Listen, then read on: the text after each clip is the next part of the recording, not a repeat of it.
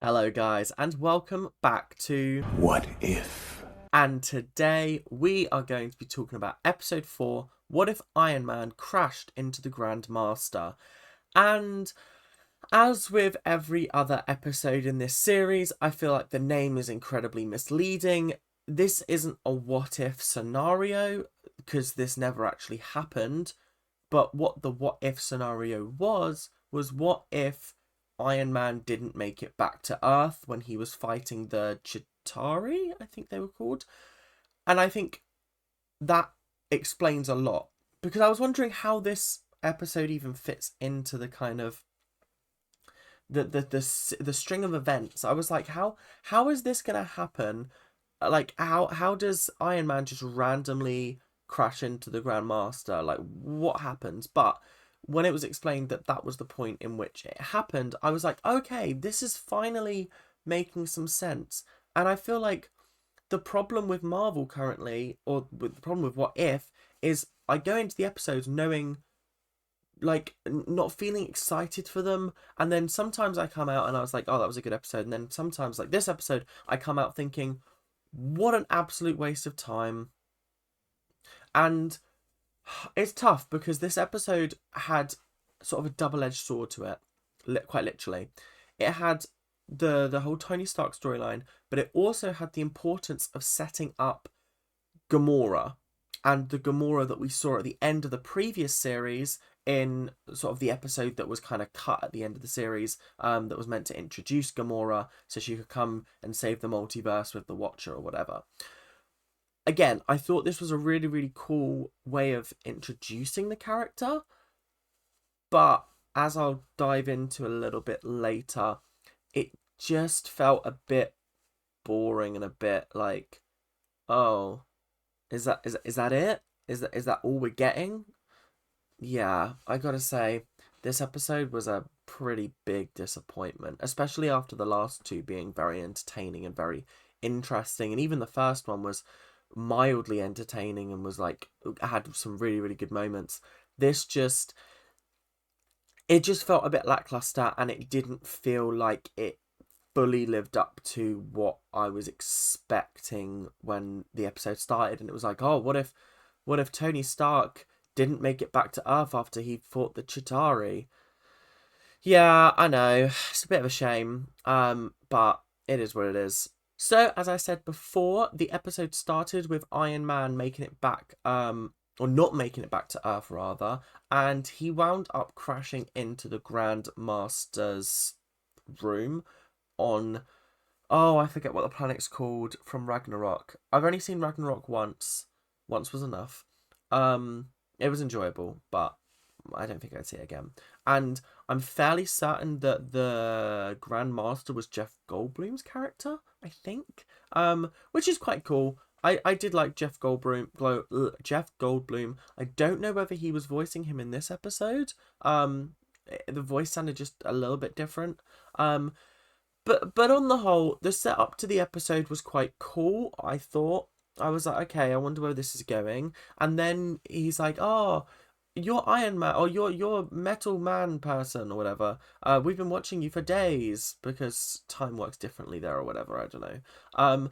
And then Tony Stark becomes like this esteemed guest of the whatever, and yeah, it was cool at the start, and then we got to watch sort of like a Mad Max Fury Road level race that they kind of watch and are entertained by. And again, it was a cool idea, it was a cool plot point, but then it kind of became the whole premise of the plot, which was just a bit like, it was just a bit underwhelming and a bit boring and a bit disappointing, I won't lie. So, where am I going with this story? Very, very good question. Well, Tony Stark is a little bit outraged by the fact that this is kind of like a deadly Mario Kart, and he's kind of watching it going, hang on a minute, these people are genuinely actually dying, like what's going on? And then we see Korg turn up, and again, this is the second time that Korg's turned up this series, and the second time that he's made an episode infinitely better by him just being in it and saying stupid, ridiculous things. And then there was like this massive beast thing that just came plodding along. There was just a lot of different plot points that felt jumbled and muddled, and Tony tried fighting the beast, but it didn't really work. And then Gamora turned up as like evil Gamora. So yeah, Gamora's introduction was just a bit lackluster, and it didn't really feel like she was going to be any different to Gamoras that we've seen in the past, which was a bit of a shame. And I think that's what was disappointing, is because when we saw Gamora in the last episode of the previous series, it seemed like she was a radically different person. Or maybe I'm misremembering, because it was over 2 years ago now, but I remember her being radically different to like other Gamoras that we've seen, but like that's not what we saw here. So anyway, Iron Man tries to fight, it doesn't work, ruins the day. The Grandmaster locks him, Korg, and Gamora up, and yeah, it was just a bit awkward, and there was just a lot of different uncomfortable interactions between Iron Man and Gamora. I don't think we've ever seen them like properly properly sort of interact with each other before. Or maybe I'm absolutely chatting shit, because they wouldn't have met each other before Endgame, or like before Infinity War. I don't think they met each other in Infinity War, because by the time Iron Man teamed up with the Guardians, Gamora was already dead. And then I don't think he would have met Gamora in Endgame, unless I'm misremembering that, because well, he died at the end of the movie, and he obviously wasn't in Guardians of the Galaxy 3. So I don't think we've ever seen this dynamic before. It just wasn't that interesting. I don't think Gamora is a particularly interesting character when she's just sort of like when she's just Thanos' daughter. That's why she's so good in the Guardians movies, because she's so much more than that. The third one did feel a bit repetitive with her character, but I understand why they did that, and the character growth from that was great. But yeah, this episode just not my fave. So Tony and Korg managed to break out, as did Gamora. What was that? I think a bottle just clinged in the background. That was quite scary. They managed to escape, and I'm like trying to remember exactly what happened, what the exact line was, but Korg came out with something hysterical, and let's just talk about Korg for a second, okay? Korg is a fantastic character. He is comedic, he is hilarious, which are kind of the same things, and he just, the way they write him is just so perfect. It's like when they were talking, he was talking about what the Grandmaster had made him do. He was like, I was made to be a paperweight, and I had to sit on paper all day. And as you know, paper is my enemy. And I was like, huh? And then I was like, oh, rock, paper, scissors, paper covers rock. That's such a smart comedic line that I don't think I ever would have picked up on if I hadn't have been like, huh? What do you mean paper is your enemy?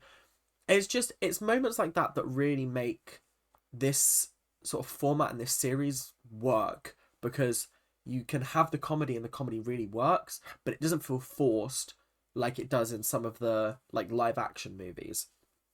So anyway, Tony Stark and Korg, they run off and they go to meet, oh my goodness, I actually don't know her name. She's in Thor Ragnarok, and she's also in the fourth one, but I haven't seen the fourth one. She is the sort of like warrior girl. So the third act of the episode is basically trying to beat the Grandmaster in a race, and you've got Valkyrie and Korg in one car. You've got Iron Man with his iron suit that makes a car. It was quite cool, actually. And then you've got Gamora in another car, and then loads of other competitors, and then the Grandmaster. And it basically becomes Deadly Mario Kart once again. Oh, I'm so conflicted with this. I'm so conflicted purely because I really didn't connect with this scene as much as I thought I would. I really thought that I would enjoy this scene because like it's a bit like Mad Max Fury Road, wacky races, that kind of thing. And like it does sound fun, but it was just a bit predictable and a bit boring. Like watching it, I knew Tony Stark would win because this show kind of deals in happy endings almost. It doesn't really give us dark, depressing, bleak endings. Like, yeah. So there's that. So I knew that that was going to happen, but it also just didn't feel like there was a lot of threat to their lives. Like at one point the cave blew up and that was quite cool. And then these beasts came out of nowhere and that was quite cool. But aside from that, there wasn't really much in the way of like life-threatening things. I don't know. It's just it should have felt more like a obstacle course as well as a like a race because it did kind of just it did just fizzle out by the end. And like when Tony Stark won, I was like, oh wow, I knew that was going to happen. And then that was pretty much where the episode ended. There wasn't really much else after that. I think Tony got to go back to Earth, or he decided to stay around and help fix up what the Grandmaster messed up. I honestly I lost the plot by the end of the episode because I was so sort of like bored, and then it just ended so abruptly. I was like, oh, that was it. Okay, cool. So yeah, going back to Gamora's character, like I said, this was Gamora's sort of introduction, inception, so that we could understand what her character motivation was for the end of the previous series. I gotta be honest, I completely forgot that we hadn't had that storyline for Gamora, and I also just don't think we needed it in the nicest way possible. Like, the episode that we watched way back in series 1 works without knowing her backstory, and knowing her backstory just didn't add anything to it. So it was just a bit of like a did we really need that? Like, okay, I guess that was interesting. Woo. Um so yeah, this was a pretty boring, tough episode to watch. Not helped by the fact that it just didn't do anything new and impressive. It really does feel like this what's it called? This series is really taking heavy inspiration from movies and almost doing movie parodies. Like this very much felt like a Mad Max Fury Road parody. Previous episode Die Hard parody. We've had the first episode was like almost like a noir cop thriller kind of movie. The second one was good, but I can't think of like a movie parody that they were trying to go for. So I don't know. There's just not enough that's making me want to go, oh my god, I want to see these characters again, because I don't actually like Tony Stark's fun, but like I'm kind of over his character in the nicest way possible. Like his character is great in the MCU, and like we didn't did we have like a whole episode of just him last series? I feel like the what if the Avengers killed each other, that one had Tony Stark in quite a lot, I think. Um but yeah, I don't know. Tony Stark is such a great character. It's not the same with him not being voiced by Robert Downey Jr. I got to admit, doesn't quite have the same flair and the same bravado, but Yeah, it is what it is. Let's talk scores. I'm thinking this is a solid 60, which does move it down into the amber section. If you don't know my scoring systems, red is 0 to 50, orange is 50 to 75, anything 75 and up is green. And then usually if it's like above 90, I might change it to like a dark green or something, I don't know. That's only if I'm feeling really extra. So yeah, it's kind of in the amber section, 60%. It had some good moments. The comedy was great. Korg really, really did carry this. Everything else felt a bit lackluster and a bit boring. The racing elements were cool, not as well realised as they should have been. Yeah, I think I'm gonna stick with that amount because I just think it could have been really cool, but it wasn't. Yeah.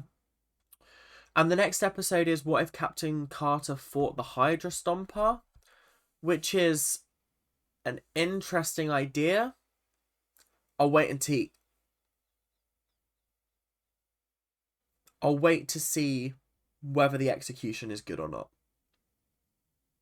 There we go. So, thank you guys very, very much for watching, and I'll see you guys in the next episode, hopefully tomorrow. Or it might be the day after, because I might do Percy Jackson tomorrow. We'll see what happens. Thank you guys very, very much for watching, and I'll see you guys later. Keep on ranting. Bye now.